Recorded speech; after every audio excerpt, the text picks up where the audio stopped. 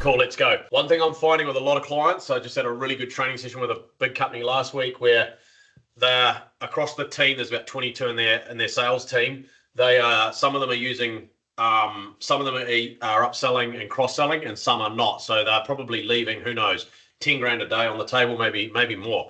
So we got them to finally publish their inbound call checklist and their outbound call checklist, so that every time there's an inbound, everyone has the same checklist and the same questions, so that they have these upsell. There's about 3 or 4 upsell opportunities they have when they sell their product to be able to get the client to buy. Now, there's a point when someone says, yes, I'm going to buy, like, placing an order on an inbound, where it's sort of like they get into a bit of a buying frenzy. So you've got this short period of time to upsell them quickly into as many things as you possibly can.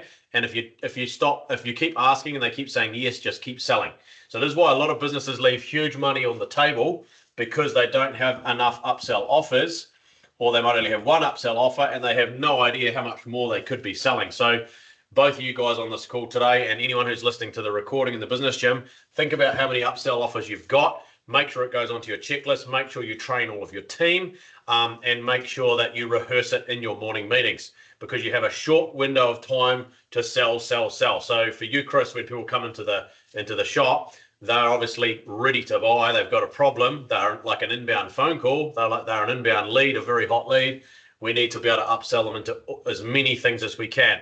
And if we don't have our team on the same page, you might get really good at it, but then your guys are not following a process, and again, you're letting these customers walk out the door with maybe hundreds of dollars of unsold opportunity. So it's wasted opportunity, because you never get that opportunity again. So it's a one-time opportunity. So it's like a one-time opportunity, an OTO. So just be really aware of that. So that's one thing I want to talk about. The next one was DD, double D. So this is dial, double dial. This is really important. A lot of people don't do this. And when you practice it, e.g. you make a cold call, they don't answer, you just ring the number again and try again. Now, Mike, you're a bit of a pro on the cold calls. You've probably tried this a lot, or you maybe use this all the time. But if you're not using this, this is another great thing. Just dial straight away. So they see your number come up twice. They think this must be urgent. I'm going to answer this call. Now, we use that at Premier Group a lot, and it became part of our sales system. I forget who I got the idea from. I think it was a friend of mine. And then this really helped to drive up our connected call ratio or percentage. And again, I'm going to refer back to some numbers. This is the numbers on the call from last week in this big team. They did only 61% of their dials because they had a heavy week of inbounds. It was massive inbound traffic, which was great. So we stopped a few leaks there.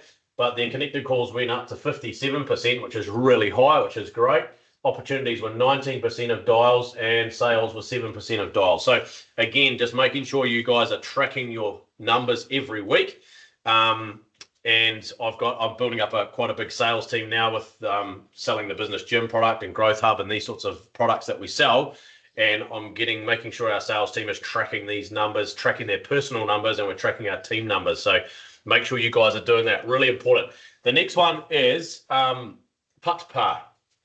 Now, there's another one. So this means pick up the phone again. So this is one where, again, a lot of people, they get off the phone and they go, oh, I should have asked her about this, or I should have asked him about that, and I totally forgot. Either it wasn't on your checklist, or you weren't following your checklist, or whatever. Now, there is nothing to stop you from picking up the phone again and saying, hey, Mrs. Jones, sorry, it's me again. I was meant to talk to you about blah, blah, blah. Now, so many people, again, leave money on the table because they forget, and then they're too scared to phone again in case they annoy this customer. Now, that's crazy.